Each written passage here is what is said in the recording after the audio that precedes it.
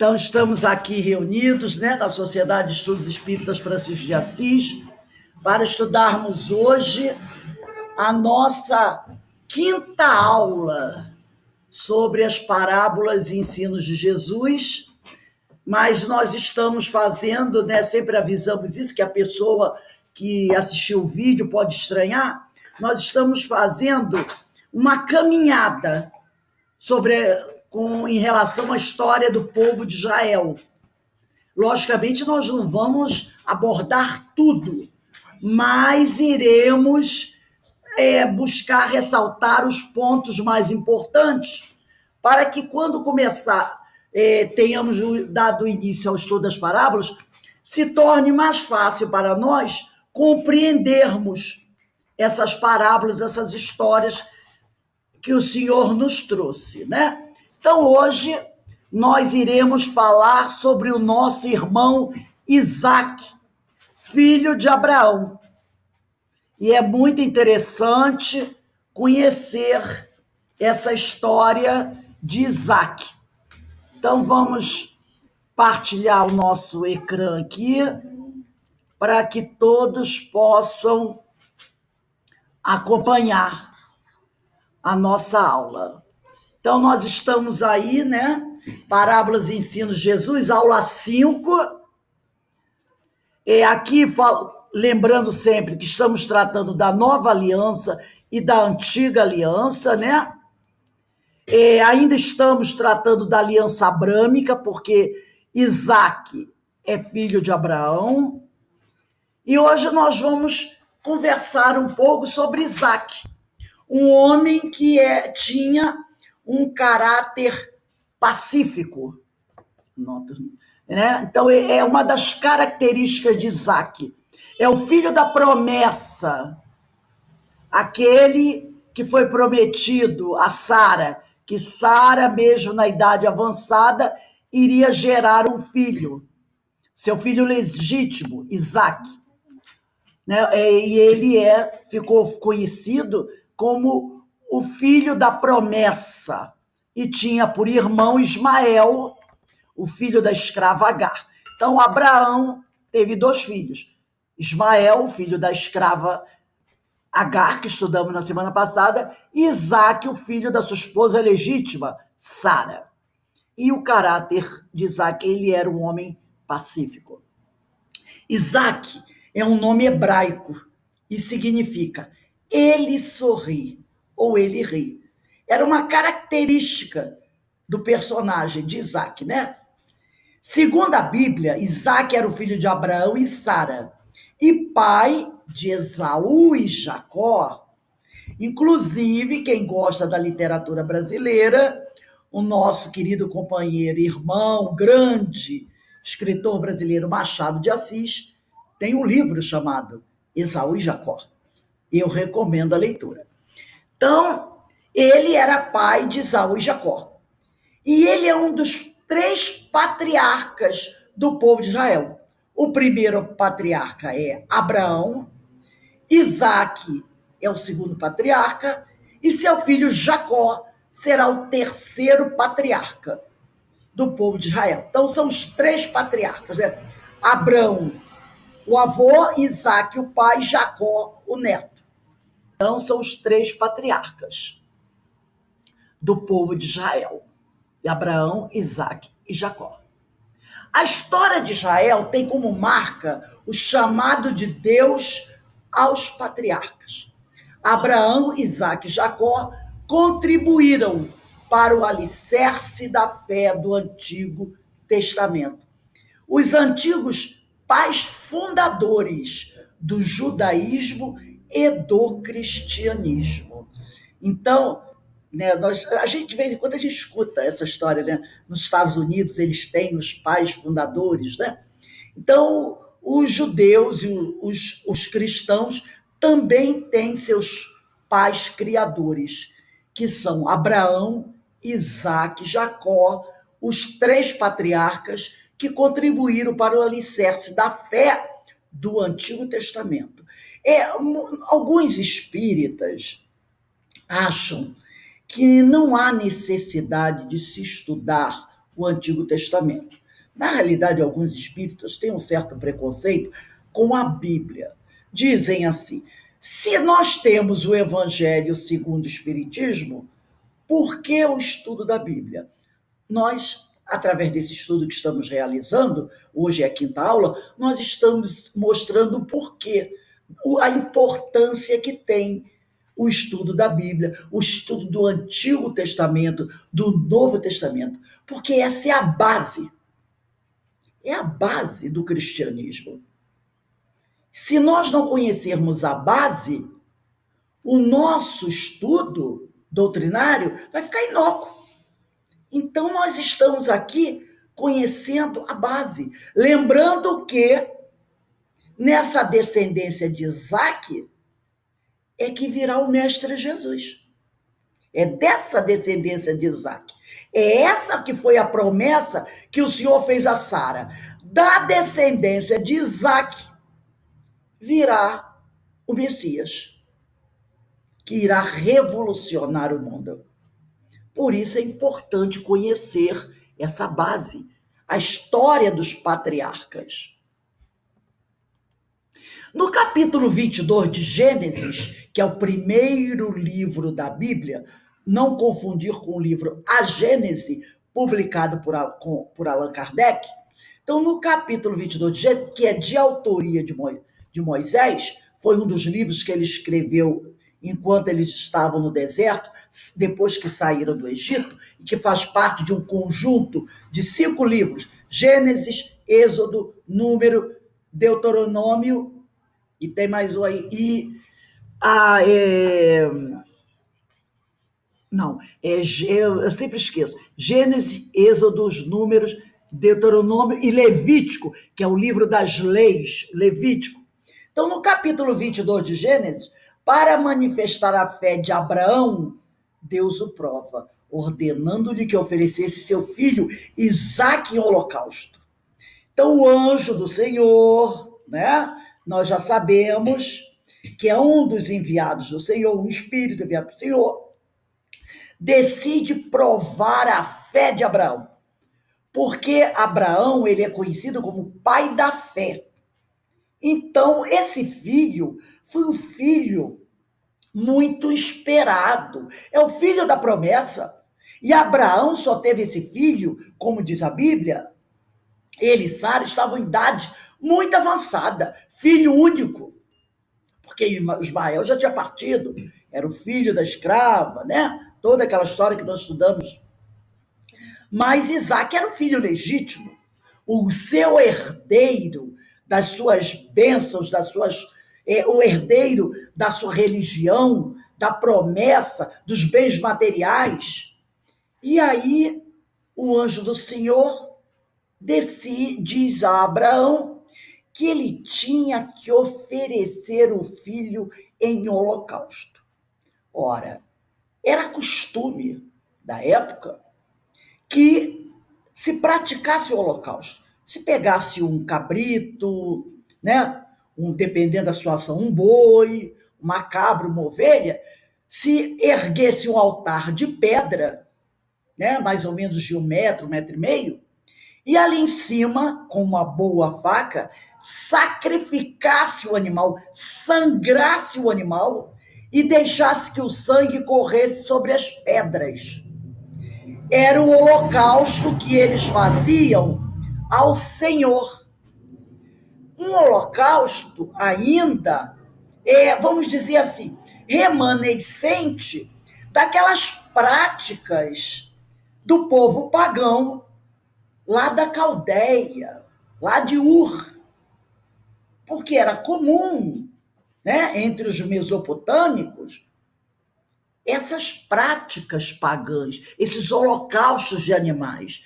E isso vai seguir com o povo judeu até a vinda de Jesus. Lembra que quando Jesus é levado ao templo para ser batizado, não é? José e Maria, eles levam 2 pombinhas para o templo. Era porque toda criança tinha que ser apresentada ao templo. E José e Maria levam. as pombinhas lá para o templo. É uma prática que depois de Jesus, o cristianismo não vai mais adotar. Porque o cordeiro a ser oferecido em holocausto é o próprio Mestre Jesus. Né? O cordeiro que será imolado é o próprio Jesus. O sacrifício. Ele é o cordeiro que foi imolado. Então o cristianismo não vai adotar mais essas práticas. Então o anjo do Senhor aparece para Abraão e diz que ele precisava oferecer o filho dele em holocausto. Durante o caminho, e ele não contesta, sofrendo muito, ele obedece. Mas ele não fala para o filho. Ele apenas chama o filho e mais 2 outros servos jovens que ele tinha para irem com ele até um morro, onde se faria um holocausto. Assim que eles partiram, o próprio Isaac pergunta para o pai: pai, se nós vamos oferecer o holocausto ao Senhor, onde está o animal que será oferecido em holocausto? O pai simplesmente diz para ele ficar calado e pegar a madeira, porque eles iam oferecer e depois iam fazer uma fogueira, a prática, e cozinhar o animal, né? E queimar o animal. Matava o animal, a prática era essa, e queimava. E ele diz para o filho e para os outros: vamos. Ele não responde a Isaac. Chegando próximo ao morro, onde vai haver o holocausto, ele pede que os 2 servos fiquem parados e que Isaac siga com ele. Então, durante o caminho, a Bíblia relata que Isaac não sabia que ele seria sacrificado. Quando chegaram ao local ordenado por Deus, pelo Espírito, né? Abraão amarrou Isaac, avisou, Isaac seria ele, no altar para imolá-lo. Mas Isaac era tão obediente ao pai e ao Senhor que ele não protestou. O pai explicou a ele que o Senhor havia dito que ele precisava morrer. E ele obedeceu e mostrou também que ele tinha fé. Já que o Senhor ordenou, cumpra-se a vontade do Senhor. E ele mostrou ali que ele também era um homem de fé. Né? Então Abraão amarrou Isaac no altar para imolá-lo. Porém, ele foi impedido. O anjo do Senhor, aquele que havia dito, né, que ele deveria matá-lo, o chamou do céu. Voz direta, fenômeno da voz direta. Abraão, Abraão, eis-me aqui, respondeu ele, responderão. Não toque no rapaz, disse o anjo, não lhe faça nada. Agora sei que você teme a Deus, porque não me negou seu filho, o seu único filho. Então, naquele momento, o anjo disse: eu sei que você é um homem de fé, porque você ia sacrificar o seu filho em holocausto, porque o Senhor lhe deu essa ordem. Você não titubeou. O seu filho único, seu filho muito amado. Né? O episódio do sacrifício é muito significativo. Tal ato demonstrou tamanha fé que Abraão tinha, como também a obediência e a fé do próprio Isaac. Se fosse outro qualquer, descia aquele morro correndo e nunca mais voltava para a tenda do pai, não é verdade? Mas Isaac obedeceu, mostrando que ele também tinha fé. A fé de Abraão não se resumiu apenas em obedecer à ordem divina, entregar seu filho em holocausto, mas Abraão creu que Deus poderia ressuscitar Isaac dos mortos para que as promessas fossem cumpridas. Porque se Deus tinha dito a Abraão, a gente está lembrado da última aula, que da descendência de Isaac nasceria uma grande nação, como é que ele manda Isaac morrer agora? Quer matar Isaac agora? Se Deus fez essa promessa a ele, Deus iria agora falhar na sua promessa? Então ele ficou pensando: se Deus está pedindo para eu sacrificar meu filho em holocausto, é claro que ele tem o poder de depois ressuscitar meu filho dos mortos, para que se cumpra a promessa, para que dele surja uma grande nação. Afinal, ele nem casado ele era. Então, ele tinha essa fé que Deus iria ressuscitar Abraão dos mortos, Isaac dos mortos. Está lá em Hebreus capítulo 11, versículo 19. E aí, Isaac cresceu, se tornou um jovem muito forte, muito inteligente e de muita fé. Um homem bom, um homem pacífico, um homem muito alegre. Então, sabendo que Isaac era um homem espiritual e seletivo, olha aí, seletivo, ele não era chegado a se aproximar de qualquer mulher, Abraão encarregou o seu mais antigo servo para buscar uma esposa na Mesopotâmia para seu filho. Mandou ele voltar lá na Caldeia, né? Lá na Babilônia, onde a família de Abraão ainda existia, porque ainda muitos da família de Abraão ainda viviam lá. Então mandou que seu servo voltasse à Mesopotâmia, na cidade de Naor, né? Então ele diz: volte lá para trazer uma esposa para Isaac.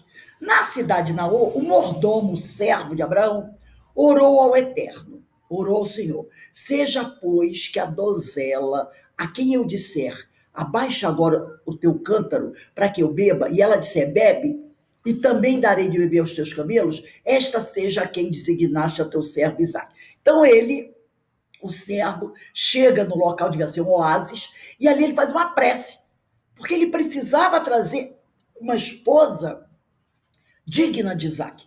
Então ele pede ao Senhor que ali aparecesse alguma mulher oferecendo água, que ele pedisse água, ela oferecesse a ele, oferecesse aos camelos, e que essa moça seja uma moça digna de Isaac.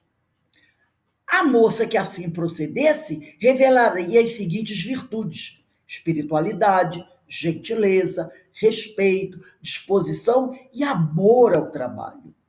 E eis que aparece, de repente, uma jovem muito bela, chamada Rebeca, uma formosa, uma virgem, preenchendo todos os requisitos.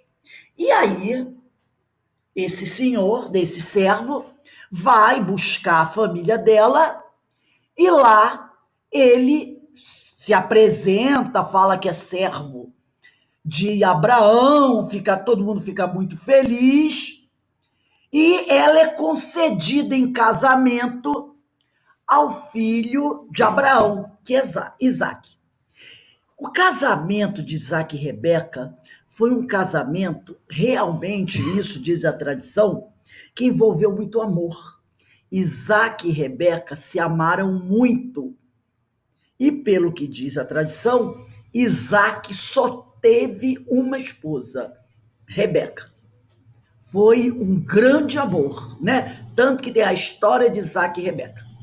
Isaac e Rebeca se casaram, foram muito felizes. Mas, como tem uma certa tradição na Bíblia, porque é preciso que o Senhor realize certos eventos extraordinários, Rebeca também era estéril, como a sua sogra Sara. Lembra? Isaac e Rebeca se casaram e esperaram 20 anos para terem o primeiro filho, pois Rebeca era estéril. Então a gente percebe que essas histórias, né, tem essa situação aí. E aí Isaac, que era um homem muito religioso, de muita fé, fez muitas orações ao Senhor para que intercedesse em favor de Rebeca. E depois de 20 anos, onde Isaac orou muito, muito, muito, ela engravidou, dando à luz aos gêmeos Esaú e Jacó. Quando Isaac tinha 60 anos, percebem? Os homens sempre, né? A idade avançada, que eu já falei sobre isso, lembrando que quanto mais idade avançada, quer significar o quê? Tempo para constituir família, para adquirir mais bens materiais. Então, tem essa idade da longevidade para mostrar isso, que aquele indivíduo teve tempo para construir toda uma riqueza. Então, a idade caracteriza isso. Se ele tinha mesmo 60 anos ou qual a idade de Rebeca, isso não se sabe, né? Porque essas histórias são histórias que trazem mais um simbolismo. Curiosidades sobre quem foi Isaac. Primeiro, em relação ao caráter. Isaac era correto e tinha um temperamento manso. Tais aspectos podem ser identificados quando ele não questionou a atitude do pai em oferecer-lhe em sacrifício. Possivelmente ele era afetuoso e bastante ligado à sua mãe, Sara, de quem sentiu profundamente a morte. Fé. Isaac também demonstrou fé no episódio do Holocausto. Preferência. Isaac, depois que os filhos nascem, nós vamos perceber que Isaac, ele tinha certa preferência por seu filho Esaú. Porque Esaú era muito ligado às questões da caça, né? A uma vida mais selvagem, ligado à natureza. Isaac também gostava disso. Alguns argumentam que tal preferência poderia ter sido causada em resposta ao favoritismo de Rebeca por Jacó. Rebeca tinha Jacó como filho preferido. E aí o pai, talvez, né, alguns dizem, para não deixar Esaú assim meio abandonado, ele se agrada de Esaú para que os dois pudessem ter um carinho equilibrado. Então, o pai, né, tem Esaú como na sua predileção. E a mãe tem Jacó. Assim, nenhum filho pode alegar que não recebeu a atenção, o carinho paterno e materno. Isaac, o nome, diferentemente de seu pai Abraão e seu filho Jacó, foi o único que não teve seu nome mudado por dois. Porque Abraão era Abrão, virou Abraão. E Jacó também, como nós vamos ver depois, não vou dar spoiler, também vai ter o seu nome mudado por Deus, já que o próprio Deus anunciou o seu nome a Abraão antes de seu nascimento. Então, ele não precisou mudar de nome. Porque a gente sabe que quando alguém muda de nome é porque passou por uma transformação. Abraão passou por uma transformação. Ele vinha de um mundo pagão e ele abraça o Senhor. E Jacó, como nós vamos ver no futuro, também vai ter lá uma questão. Mas Isaac não. Isaac era pacífico, era um homem de fé, era um homem bom. Então Isaac não precisou. Ele já era o filho da promessa, né? Então ele não precisou passar por essa mudança de nome. 2 filhos, 2 histórias. Quando Rebeca ainda estava grávida, isso uns 20 anos depois do casamento dela, né? Ela sentiu os meninos se empurrando dentro de seu ventre. Quando as 2 crianças estavam sempre se mexendo, ela sentia dores, né? Aquele movimento dos 2 ali. Quando ela consultou o Senhor sobre aquilo, ela fez uma prece, consultou o Senhor, né? Devia ter algum oráculo ali, que aí o espírito se aproximou do oráculo, do médium, e ela foi perguntar, porque era muito comum, né? Terem um oráculo, ter um médium no grupo, né? Ali entre eles, e aí ela pediu, né? Solicitou ao Senhor que lhe dissesse o porquê dessas dores que ela sentia tanto, e ele esclareceu que dentro do ventre dela havia 2 nações. 2 nações. E que o mais velho, aquele que nascesse primeiro, se é gêmeo, o mais velho é o que nasce primeiro, serviria o mais novo.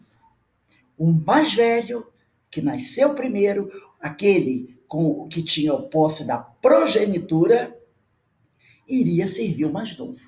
Então já ficou, né? Ela, Rebeca, recebeu uma revelação. Ela recebeu uma revelação.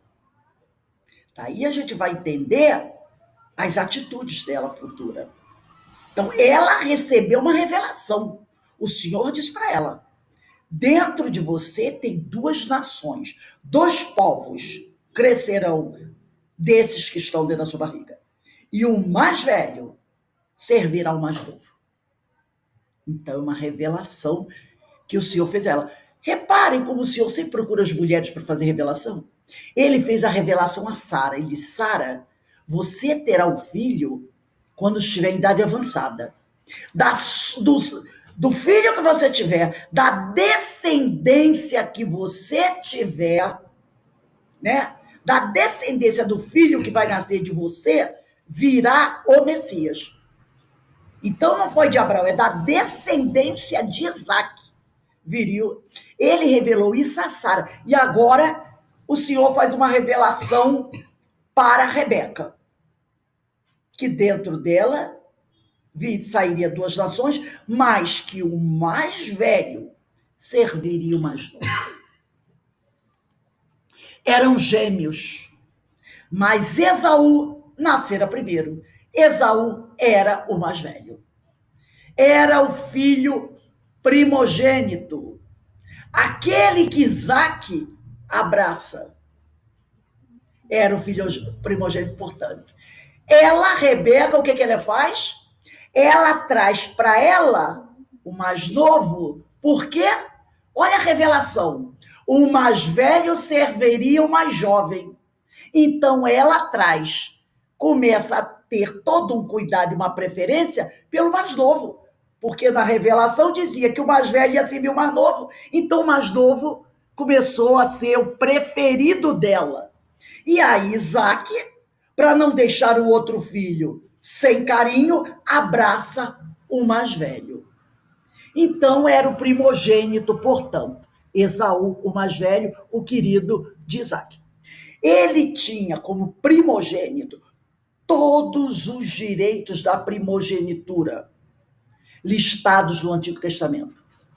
E que direitos eram esses? Dupla herança e liderança sobre os irmãos. Toda a família e à frente da família era também, né? E ele era também considerado propriedade do Senhor. Então, olha só, ele teria direito a uma dupla herança, seria o líder dos irmãos, se tivessem vários irmãos, ele seria o líder dos irmãos e ele comandaria toda a família, como Abraão fez. Abraão foi o líder. Foi o herdeiro do seu pai, foi o herdeiro do seu pai, liderou os seus irmãos que ele tinha, comandou a família e era o dono de todas as propriedades. E ele legou a Isaac, seu filho, tudo que ele tinha, todos os bens. Por isso que Sara fez questão de mandar Ismael embora, para não dividir a herança e a primogenitura com Isaac. Então, Isaac era o dono de tudo. E Rebeca tem 2 filhos gêmeos. Mas o Senhor fez essa revelação para ela. Ela abraça o mais novo, né? O que nasceu depois. Só que Esaú era o dono de tudo. Os outros, o normal era que os outros não tivessem direito a nada. O filho mais velho tinha tudo. Se os outros irmãos quisessem ter alguma coisa, teriam que viver ali sob a sombra do irmão. Se decidissem ir embora, iam embora com a mão abanando. Porque a herança era dada só ao primogênito. E também tem outra coisa. Esse primogênito tinha uma vantagem em relação aos outros. Ele passava a ser propriedade do Senhor. Ele passava a pertencer ao Senhor. Então era também considerado propriedade. Deus, né, era uma ligação direta com o Senhor. Então era um poder, era uma vantagem, era uma honra incrível ser o primogênito. Né? Mulher, nem pensar nessa história, nem gente. Mulher que nascesse primeiro era tipo assim, finge que não nasceu. Deixa ela aí, mas não era considerada. Esperava-se nascer um homem.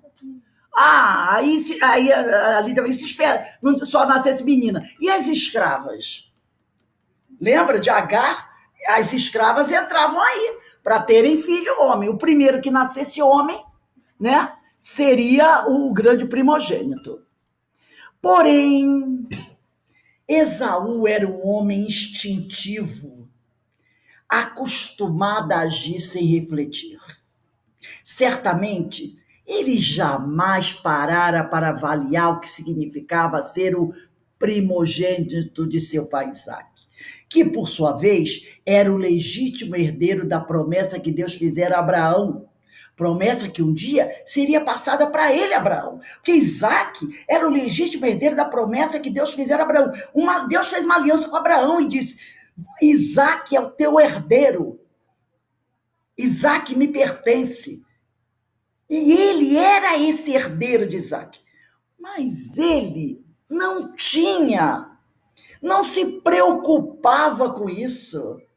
Vivia a vida da matéria, das caças. Ele não estava preocupado com isso. Mas sua mãe, Rebeca, estava. E aí, enquanto Isaac não dava atenção a essas coisas, ela, a mãe, sempre buscava instruir Jacó, falar das coisas para Jacó, né? Sem, é lógico, colocar nada de mais grave, mas procurava chamar a atenção de Jacó para a importância da primogenitura, que ele não tinha direito. Mas, sabe lá, seu irmão de repente tropeça numa pedra, cai, bate a cabeça e morre?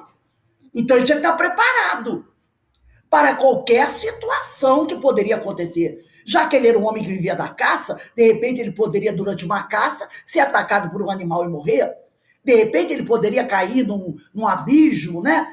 E morrer. E aí? Quem era o próximo? Era Jacó. Então ela sempre preparava Jacó para qualquer eventualidade, ele ter que abraçar a primogenitura.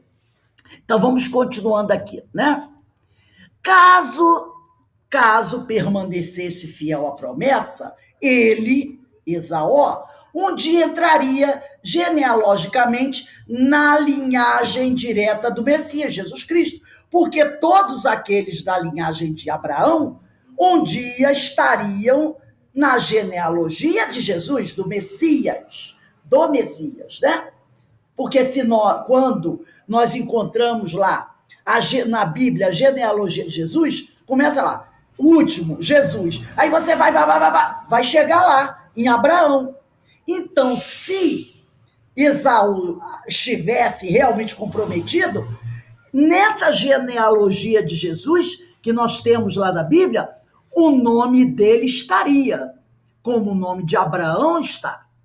Porém, sua mente carnal, sua mente voltada para as coisas da matéria e atraída para a vida e a expressão dos seus baixos instintos, ele não tinha nenhuma reverência ou senso de valor da promessa que Deus fizera ao velho patriarca de Ur.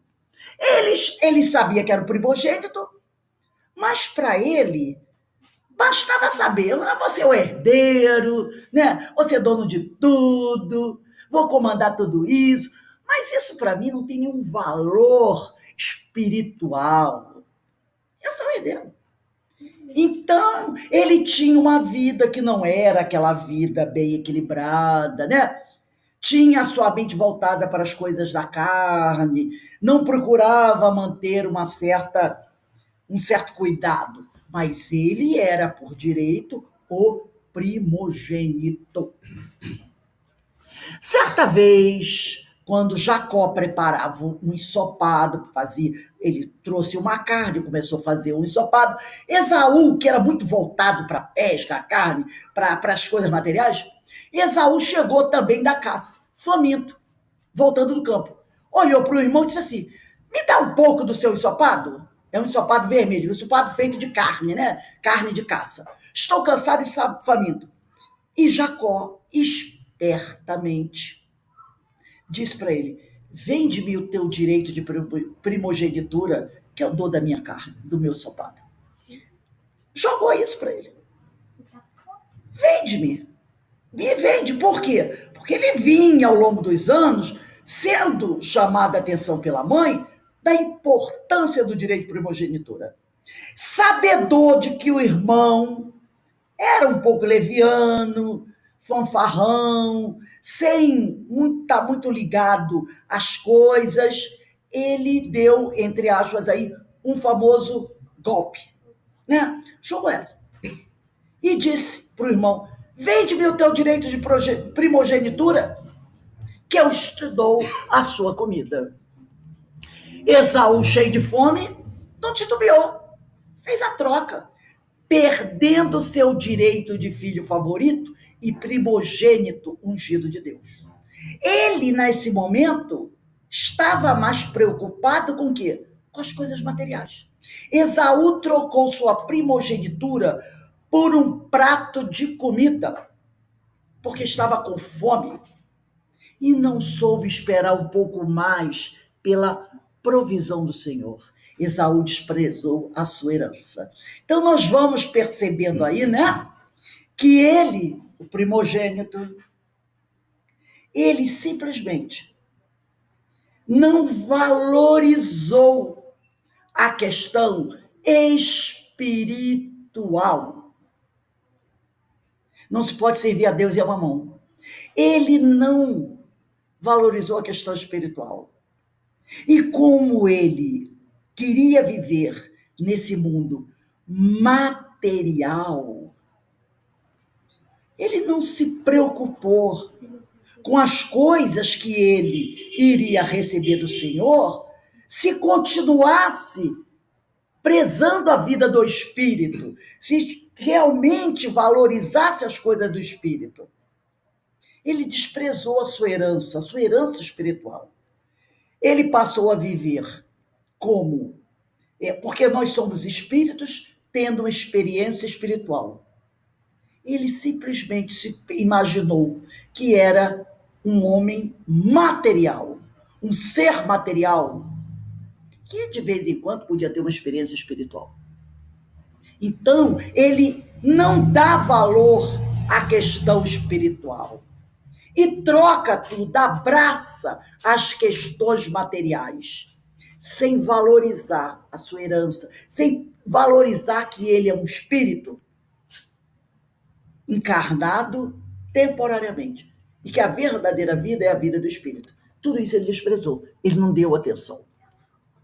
Esaú desprezou sua progenitura porque não tinha paciência para esperar os benefícios que a mesma lhe traria, né?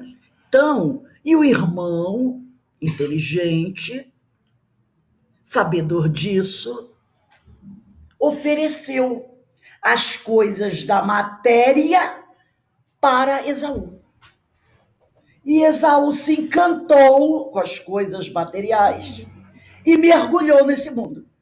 Foi o irmão que o induziu, que ao invés de chamar a atenção dele, né? Meu irmão, você é o primogênito, você é o herdeiro do Senhor, você é o herdeiro do nosso Pai, você que um dia irá comandar tudo isso, e eu estarei atrás de vocês, seguindo o seu exemplo. Atenção, esse era o papel de Jacó, como irmão. Mas ele pensa o seguinte: eu posso dar um golpe. Então eu vou oferecer o que ele quer. Ele quer matéria? Toma matéria. E Esaú, como muitos de nós, nos encantamos com as coisas da matéria e seguimos e vamos embora. E esquecemos as coisas do espírito para lá. Não precisa dizer que isso deixou Isaac, o pai, muito afetado, né? Muito triste, porque nunca ele havia imaginado algo assim. Então ele ficou muito, muito abalado com isso, com a atitude dos dois filhos. Mas o amor por Esaú era muito grande, era muito grande.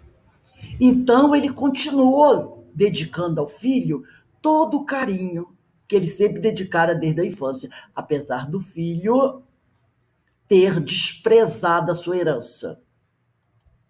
No ímpeto de cansaço e da fome, né, ele não teve o autocontrole, o domínio suficiente para dizer não a uma necessidade momentânea, né? E desprezou por livre escolha bênçãos espirituais por um prato de guisado de carne, né? Às vezes nós ficamos assim, né? No ímpeto, naquele impulso, né? Nós não temos o autocontrole para avaliar a situação. E aí nós mergulhamos na matéria, nos prazeres, nessa vida muito afeita às coisas, né, que nos levam ao desequilíbrio, e abrimos mão das coisas do espírito por algo material, né, por uma vida da matéria. Muitos cristãos hoje são como Esaú, né, impacientes, e não esperam pelo tempo do Senhor, porque o Senhor tem um tempo. Isso os impede de receber a graça de Deus, que ele providenciaria no tempo dele. Tudo tem o seu tempo determinado.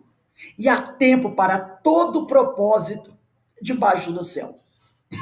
O valor da nossa primogenitura excede a qualquer prazer ou bem terreno.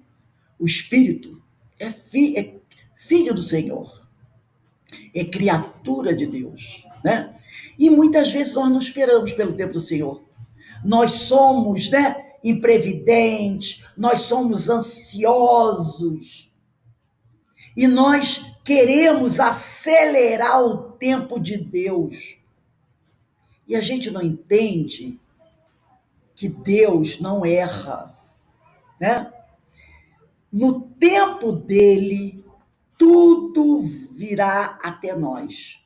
Tudo tem o seu tempo determinado, né? E há tempo para todo o propósito, para todas as coisas debaixo do céu. E nós não podemos trocar a nossa primogenitura, né? Nós não podemos. Nós somos filhos de Deus e temos que entender que a vontade do Senhor é soberana e que ele vai providenciar tudo para cada um de nós, mas no tempo dele e não no nosso. Que seja feita a vontade do Senhor e não a nossa. E no tempo que o Senhor assim o desejar, e não no nosso tempo. Porque normalmente quando a gente quer que o nosso tempo prevaleça, nós nos precipitamos e com isso vamos, entre aspas, perder muito tempo depois para corrigir as coisas erradas, equivocadas que nós realizamos. O fato é que Esaú aceitou a proposta de seu irmão, espertíssimo, né? E vendeu sua primogenitura por um pedaço de pão e um prato de comida. Trocou a herança material e espiritual, porque não era só herança espiritual, tinha também a material, suas propriedades, tudo isso, espiritual de Isaac, que ele iria ainda receber do pai. Então trocou a herança material e espiritual de Isaac, a herança material e espiritual de Abraão, a bênção dos patriarcas. Porque o que ele ia receber não veio só de Isaac, veio do seu avô, Abraão. Abraão deixou para Isaac, Isaac iria deixar para ele. Além de tudo isso, tinha também a bênção do avô, a bênção do pai. Então ele abriu mão de tudo isso. Abriu mão de tudo isso, né? E o irmão, é claro, assumiu essa primogenitura. Anos mais tarde, e Isaac, como eu falei, né, ficou muito chateado com isso.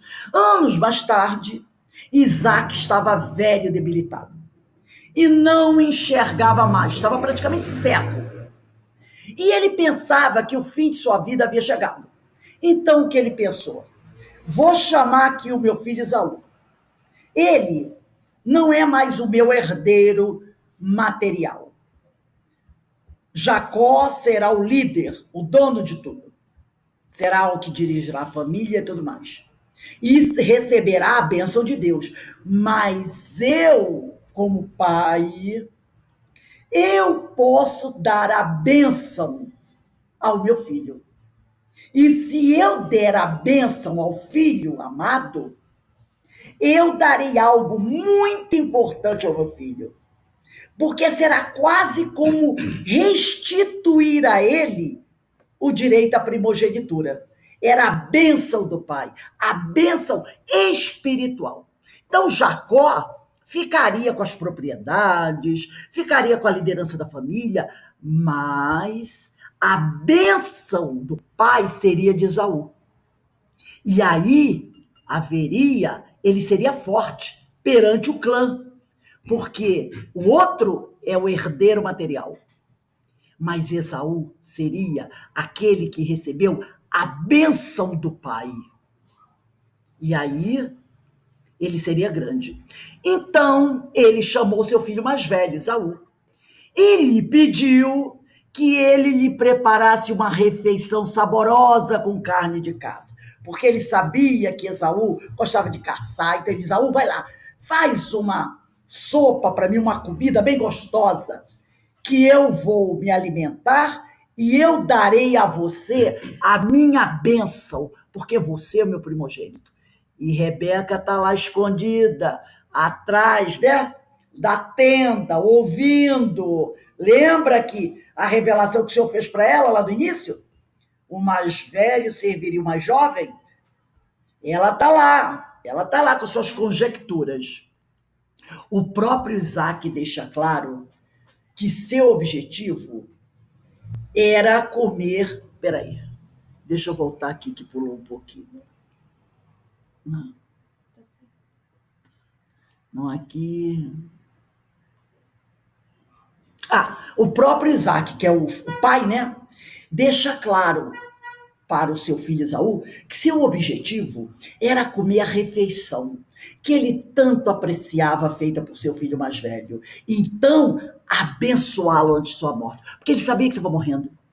Então ele disse: meu filho, vai lá, faz aquela comida que você sabe que seu pai gosta e que Esaú já tinha feito várias vezes antes. Vai no campo, caça um animal, traz o animal morto e prepara a minha comida do jeitinho que você sabe que eu gosto. Logicamente, isso demandava um certo tempo, porque não tinha açougue naquela época. E Esaú precisava ir para a floresta, para a mata, para trazer o animal, abater o animal, tirar a couro do animal, tirar a carne, cozinhar e fazer a comida que o pai depois ele iria comer. Era costume naquele tempo, por ocasião de uma despedida ou da morte iminente, que o líder da família desse a sua bênção. Na família de Abraão, o significado espiritual dessa bênção era singular. Isso porque aquele que fosse abençoado se tornaria o herdeiro das promessas de Deus. Então aquele era o momento decisivo da família da aliança. Porque aqui nós não estamos falando de herdeiro material. Isso era Esaú, era Jacó. Porque Esaú tinha, numa irresponsabilidade, passado tudo para o irmão. Mas havia questão espiritual.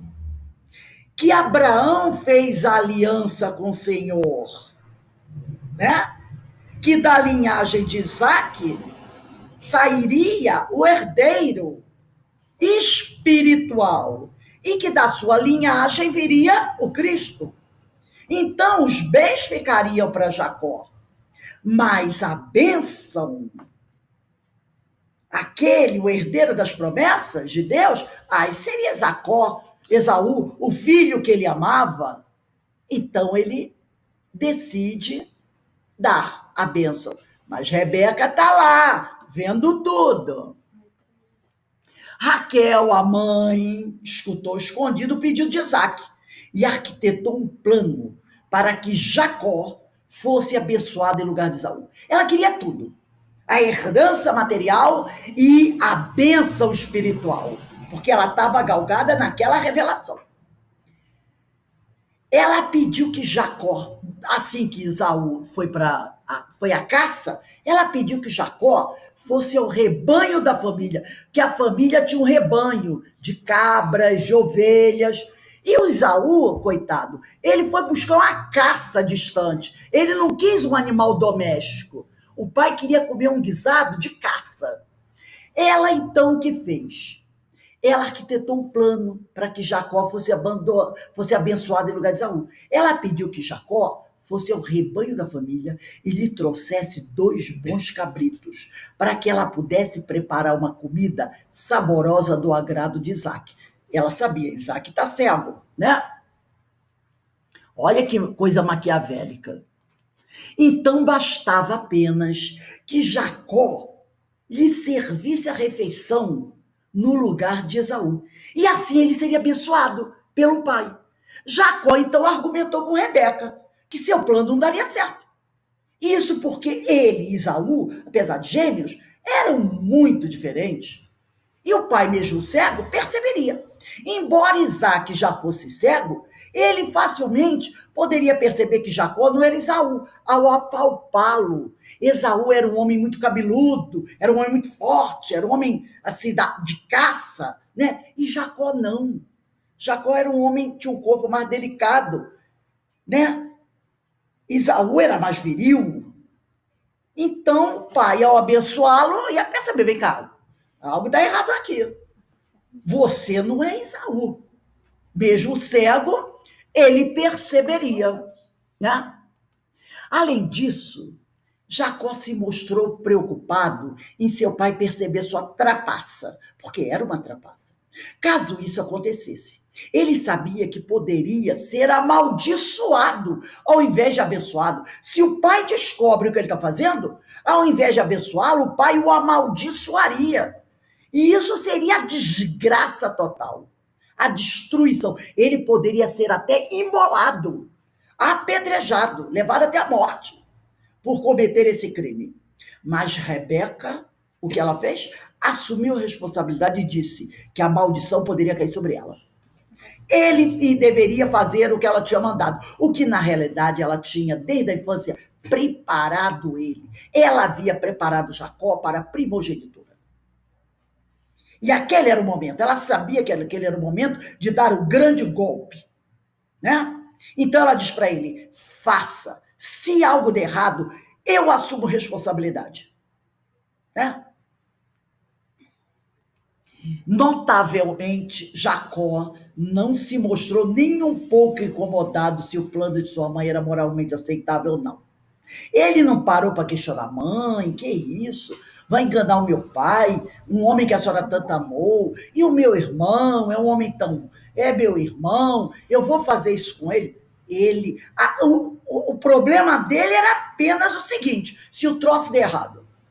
Ele não estava preocupado com a questão moral, ele estava apenas preocupado em ser pego na hora que ele estava praticando o crime, que era um crime. Era a única preocupação. Em fazer a coisa bem feita para não dar errado. A questão moral, para ele, Jacó, não entrava nessa situação. Né? Quantas vezes nós nos envolvemos em algumas situações que não são moralmente elevadas e a gente não se preocupa com isso. A gente só se preocupa com o seguinte, será que alguém vai ficar sabendo? Né? É a nossa preocupação, muitas vezes. Será que vai dar certo? Será que não vai cair no YouTube, no WhatsApp? Será que ninguém vai descobrir que fui eu que fiz? A gente não fica preocupado, não, gente. Isso não é legal, isso não é bom. Né? Isso não é uma coisa moralmente elevada. Isso aí é aquela forma. Tem gente que diz assim, né? Algumas pessoas dizem assim: se você quer saber se uma coisa é boa ou não, pense assim: será que Jesus faria isso? Que eu estou pensando em fazer? Aí a gente diz assim: não, Jesus não faria, então eu não vou fazer. Então tem gente que não está preocupada em fazer essa pergunta, está preocupada em fazer essa pergunta. A pessoa quer alguma coisa, quer se dar bem, quer alcançar um posto, às vezes no emprego, no seu trabalho, né? Quer obter uma vantagem material, né? De repente a pessoa está precisando de um documento, de uma licença para fazer uma obra ou para conseguir alguma coisa. Aí diz, eu não vou ficar esperando aqui o tempo de Deus. Eu vou dar uma apressadinha no processo. Qual apressadinha? Vem cá, se eu molhar a mão de alguém, esse negócio anda mais rápido? E muito mais rápido. E se você jogar bastante água, vai ser uma maravilha. Tá pronto amanhã. Aí você faz. Então você não está preocupado se isso é moralmente bom ou não. Você quer o que você quer. E aí você só fica preocupado. Escuta, será que vai dar errado? Será que alguém vai descobrir? Será que depois não vai vir uma multa pela atitude que eu estou fazendo? Não. Ele só quer saber isso. Eu só quero saber se o que eu vou fazer tem segurança para o meu bem-estar. Se não vai dar zebra. Não, aí o outro diz, não vai dar, pode, vai lá que eu garanto. E aí você vai e abraça aquilo. E não coloca em jogo a questão moral. Não pensa, não, eu não vou. Eu não quero isso para mim. Né? Eu tenho uma história de um amigo meu, que ele, uma vez, ele estava dirigindo o carro dele, e o carro dele teve um probleminha. Acho que uma lanterna estava apagada, e o guarda parou. Ele parou no acostamento, o guarda veio falar com ele. Aí o guarda começou aquela história. O senhor sabe, né, que o senhor está com uma lanterna aí com problema. Ele, eu sei. Eu sei, ela, infelizmente, ela apagou aí de repente. Então, o senhor sabe como é que é, né? O senhor sabe. O senhor sabe que a multa pela lanterna é uma multa assim, né? E o senhor vai gastar um dinheiro, né? Que ele está lá ouvindo, o guarda. Que você sabe, e o guarda ficou, né, esperando a resposta dele. E o guarda falava, o senhor sabe como é que é? Ele, eu sei. O senhor sabe se, né, pode algo, a gente pode resolver. Ele, não sei. E ele só ficava assim, né, bem lacônico. Até que o guarda, né, chegou para ele e disse assim, bem, olha, o senhor me ajuda que eu lhe ajudo. Aí ele falou assim, mas como o senhor vai me ajudar? Ele, não, o senhor sabe, né? O senhor vê aí o preço aí que vai ser a multa, de repente. Ele, não, eu quero que o senhor me diga como nós podemos resolver isso de forma honesta. Aí o guarda olhou para ele, com sua cabeça, pensou, aí virou e disse assim, vai embora. Porque o guarda queria que ele dissesse, tudo bem. Ele metesse a mão no bolso, entregasse um dinheiro, vai embora. Quantos fariam isso, né? Mas esse meu amigo, ele estava preocupado com as questões morais, porque isso é corrupção. O guarda estava querendo ser corrompido, mas ele não estava querendo ser um corruptor.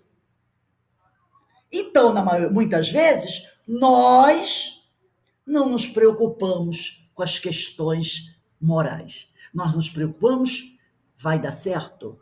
Não vai ter problema? Então vamos à frente. Foi o que Jacó fez. Jacó fez tudo conforme Rebeca lhe pediu. Após preparar a refeição que Isaac apreciava, Rebeca vestiu Jacó com a roupa de Esaú, uma roupa nova de Esaú que ela tinha em casa, porque Esaú está bem longe, está caçando. Ela foi, pegou uma roupa do filho, Esaú, uma roupa nova, e vestiu em Jacó. Para disfarçar as diferenças entre Jacó e Esaú, porque um era mais peludo que o outro, Rebeca cobriu as mãos e o pescoço de Jacó com a pele dos cabritos que ela tinha preparado. Para a comida, né? E, com tudo pronto, Jacó foi apresentar ao seu pai, seu velho pai, a comida que ele tanto gostava. Diante de Isaac, Jacó assumiu que era Esaú. O pai, apesar de cego, achou estranho o fato de a refeição ter saído tão depressa. Afinal, foi caçar e já voltou tão depressa. Ele achou aquilo estranho. Afinal, a refeição devia ser feita de carne de caça. Então, ele teve o primeiro sinal, o tempo. Algo está errado. Mas o filho foi muito dissimulado e disse a Isaac que Deus havia lhe mandado a caça ao seu encontro. Falou: não, pai, assim que eu cheguei, a caça veio ao meu encontro. Foi coisa de Deus. Imagine se Deus vai ficar preocupado em mandar caça para alguém. Isaac não ficou atento a isso, a esse tipo de coisas que dizem que Deus se preocupa. A forma como Jacó tomou o nome de Deus em vão, apenas como um recurso para enganar seu velho pai, mostra o quão distante ele estava do Senhor. Ele disse: Deus fez a caça, vinha ao meu encontro. Ele tomou o nome de Deus em vão, né? Envolveu o nome de Deus numa mentira. Inclusive, ele considera o Senhor simplesmente como o Deus de seu pai. Ele mesmo, Esaú, também não era muito religioso. Ele via Deus como Deus. Jacó via o Senhor apenas como Deus de Isaac. Ele ainda não tinha abraçado o Senhor como o Deus dele. O livro de Gênesis mostra que somente mais tarde, a gente vai ver na próxima aula, Jacó teve de fato um encontro com o Senhor. Ainda desconfiado, Isaac pediu que Jacó se aproximasse para que ele pudesse tocá-lo.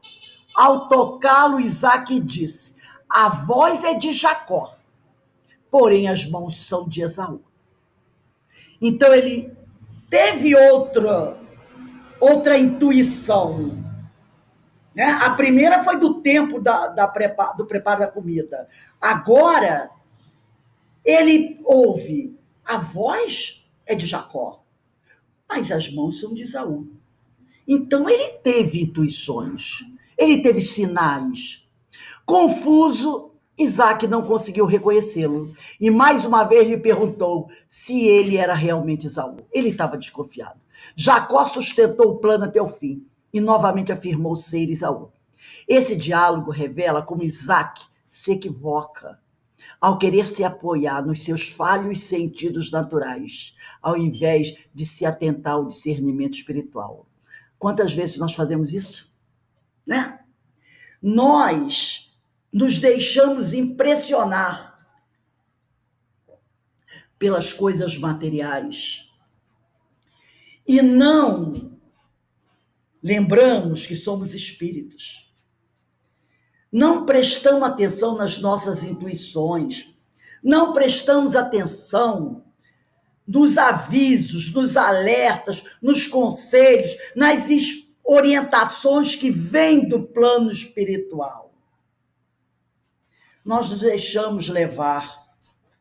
Né? Os amigos espirituais estão lá, nos orientando, nos alertando, chamando a nossa atenção. Não faça assim, preste atenção nisso, se dedique ao Evangelho. Ofereça suas mãos, seus braços ao Senhor. O tempo todo estão nos alertando. Mas nós não prestamos atenção às orientações que vêm do alto e nos deixamos levar pelos nossos sentidos que nos impressionam.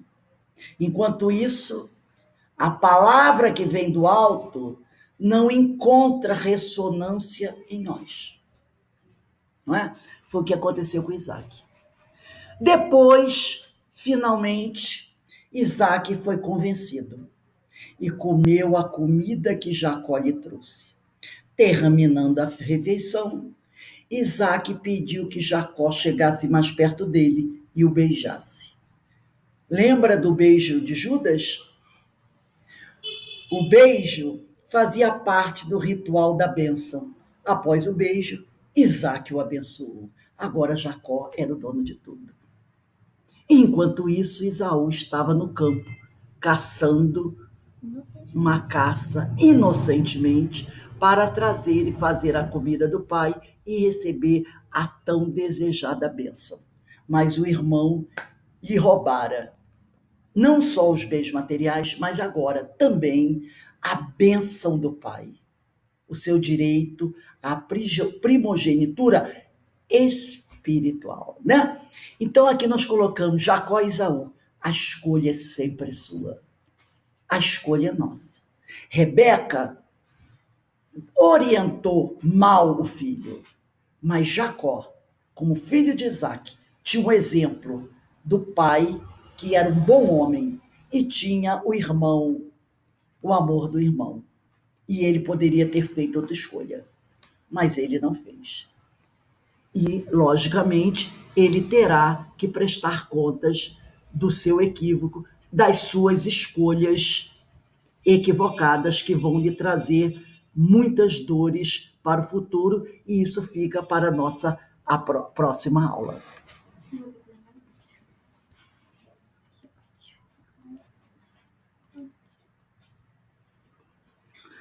Estamos todos nos vendo? Essa está Esaú e Jacó, hein? Muito bom, muito bom. Muito boa essa novela, ótimo. Uma Nossa. novela, né? A novela Maravilha. dos problemas humanos que se É isso aí. perpetuam até hoje. Não mudou nada, continuou tudo igual. Muito bom, Rose. Nós Muito bom. fazemos as nossas escolhas. E aí? Sem se preocupar com a moralidade. É Sem se impressionante preocupar isso. com a moralidade. Excelente, Rose, excelente estudo. Muito bom. Não, uma maravilha, maravilha, maravilha. Não esquecendo que depois temos que responder por essas escolhas. Né?